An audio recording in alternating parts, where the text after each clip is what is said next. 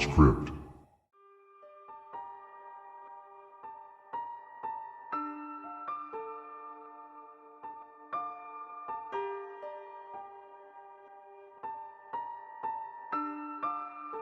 This is not meant to scare anyone.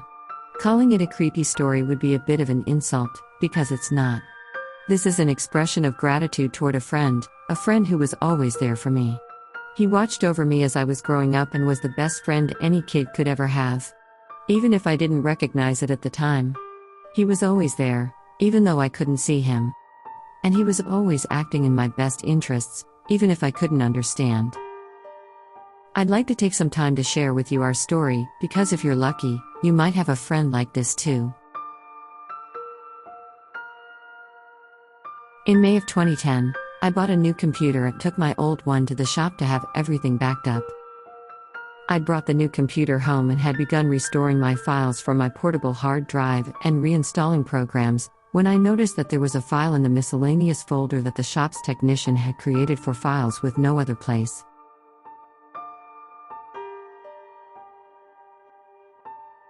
Initially, I thought it was a message my mom had written for me that I'd never read as intended. But I opened it, and this is what I found. You might find this one day. I'm not great at this computer stuff, but I've watched you tinkering with this machine lately and I think I know how to save this so that you'll find it. Seeing as it's time for me to go, I want to leave you this last little message. I know you never met your father, but to me he was Colonel Marcus Andrew Statfleld, as I'm sure your mother told you.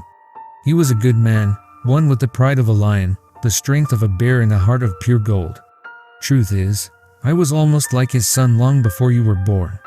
I was his second in command and served with him for 3 years. I watched as your mother wept when she heard the news, her belly swollen with your soon-to-be debut into this world. And I stayed with her every second of every day.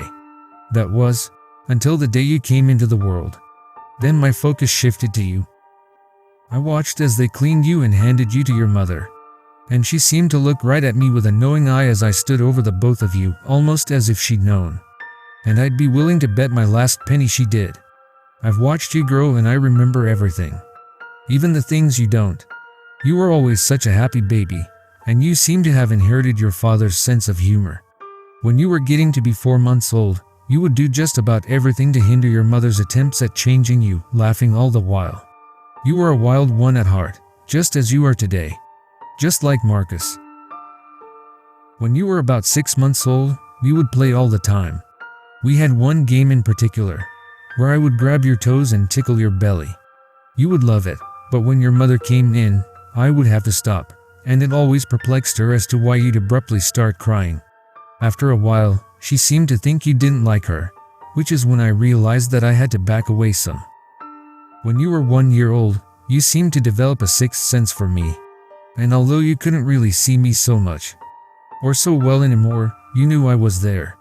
I couldn't play with you as much as before, because I knew it would only hurt you in the long run.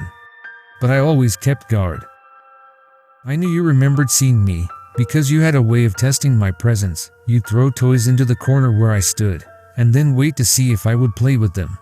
Now, I know you won't remember this, but once you threw a bear and a rag doll at me, and because your mother was busy in the kitchen making dinner, I kept you entertained by putting on a little show. It was nothing special, I just made them dance a little. You were laughing loudly and your mom came in to see what was so funny, but when she saw, she wasn't laughing.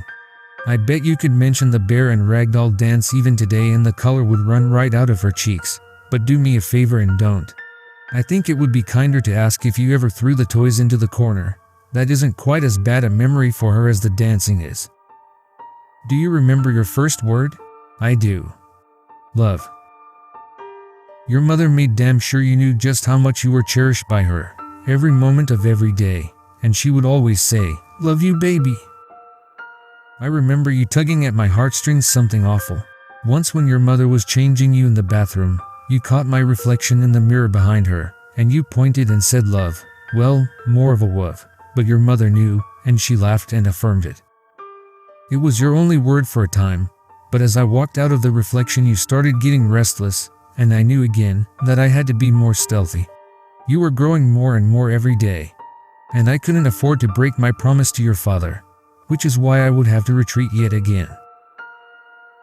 I broke the rules many times to protect you, for that promise to your father was everything to me. I remember when you were 3 and had mastered walking. You were a regular little scout. You could never keep still. Those little legs had opened up a whole new world to you, and you weren't shy at all about exploring it. One day you were with your mother in the market, and a lady with a shiny purse caught your eye. You went running after her, just as another shopper was running with her trolley in front of her coming the other way. She didn't spot you, and because you were running after the purse, you didn't see her either. Breaking the rules was not allowed, but allowing you to get hurt wasn't permissible either. By the time you noticed her, it was already too late, and you fell on your bottom before you could scamper out of her way. Left without any other option, I sent that trolley flying into the side of a freezer, and as it crashed, that woman screamed blue murder.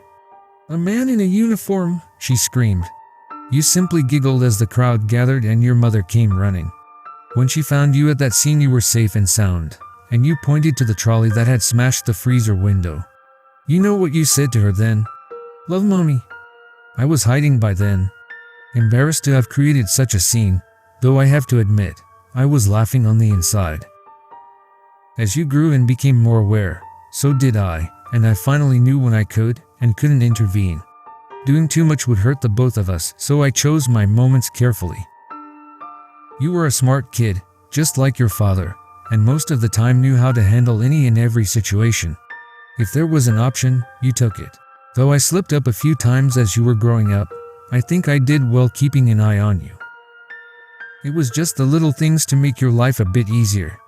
Things you probably won't remember. Like putting your piano music sheets into your bag at night, turning off your television when you fell asleep, pulling the sheets over you on the colder nights, sorting your drawers, setting your alarm clock, closing your windows and door. You caught me doing one or two of these things a few times, and I want to take the time now to apologize for scaring you. This one time, you were doing your homework and fell asleep at your desk, so I filled in all the answers for your math quiz. You'd made such a fuss to your mother earlier about how strict the teacher was about homework, and I knew you knew the answers anyway. But you suspected more than ever when you woke up and found that whole half a sheet you left incomplete was done.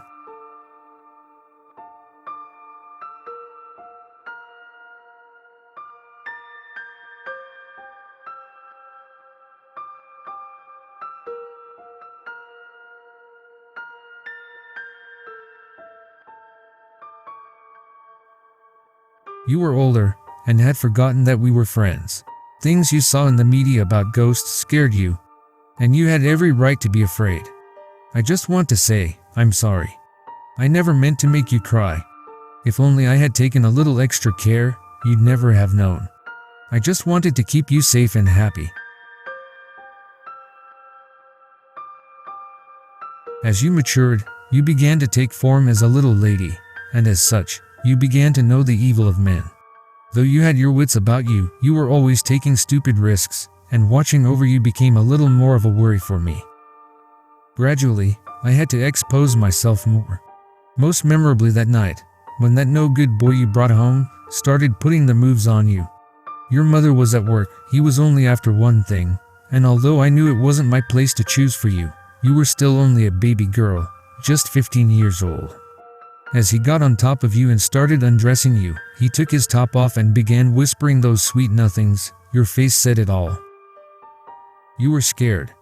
You told him to stop and he wouldn't, and you tried to push him off, and he got angry. Then he struck you, and finally tried to put his hand up your skirt. And all the evil I kept inside of me broke free at that moment, and it was something I couldn't control. My rage boiled over as I began to growl. The lights flickering, the TV volume rising, the doors and windows crashing open and shut. The keys on your piano began to rattle. I yelled, "Get out!" He ran out of that room and you tried to follow, but I slammed that door in your face and wouldn't let the handle go until your mother pulled into the driveway. I'm so sorry, kid. That whole thing traumatized you for a while. You became more frightened of me than ever, having such an experience. And I knew from then on, in spite of how much I loved you, we could never be friends. Not after what I'd done.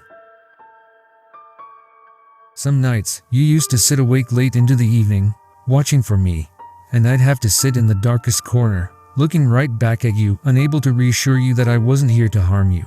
You used to scream, "I hate you. Get out. Leave me alone." and just as you used to do as a toddler, you would throw things into my corner. Only instead of toys for me to play with, this time it was heavy books, CD cases, anything you could get your hands on to get me to move. You used to sit in your bed watching that corner. I always felt terrible about what I did. I'd almost broken that promise to your father, but more importantly, I'd almost broken the personal promise I'd made to you. It was like that, until the night you tried to make peace with me. That night you sat up in your bed and said, If you're here, I'm sorry. You were only trying to stop him. I wanted to say something, but I couldn't, even as you shuffled around nervously and called. You're here, right? Could you show me a sign? I wanted so badly to give you something, anything, to show you I was there, and that I'd heard. But fearing that you would lose it if I did, I kept silent, and just nodded in that dark corner where you couldn't see me. You have to know I was never mad at you. You were just a girl, and that little prick tipped me over the edge. Promise me you'll never do anything like that again.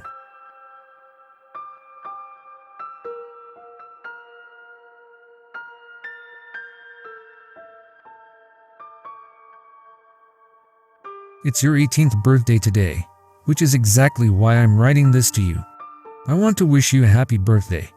I'm sure your dad's getting sick of keeping that bar stool open for me. Live a good life, try not to forget about me, and know you turned out great. Your father would be so proud of you. This letter is my present to you. And don't you worry about the spooky corner anymore. My final order is complete. I don't know about you, but I think this trooper deserves a drink. You sure were a handful.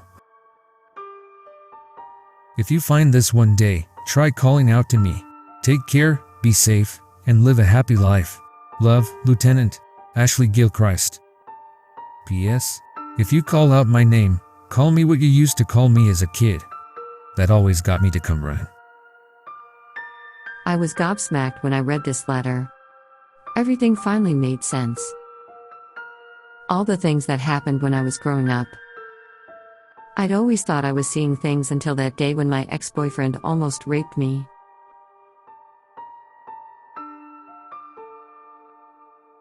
I'll be the first to admit that I was scared of him, because I didn't understand what he was, why he was there or what he was after, but now I see that I had it all wrong.